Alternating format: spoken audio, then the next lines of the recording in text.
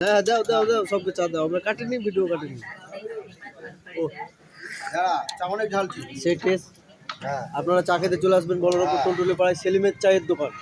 সেলিমের দোকান সব বলে দিলাম। ও আবার চা দিচ্ছেন সবকে? এই মাত্র 10-12টা দিল, আবার দিচ্ছে দুটো। আপনারা চোখে দেখতে পাচ্ছেন চায়ের খুব সেল, খুব চায়ের সেল। আপনারা চা খেয়ে দেখুন। হ্যাঁ বলুন। হ্যাঁ চা খুব বিকাচ্ছে, খুব সেল চায়ের।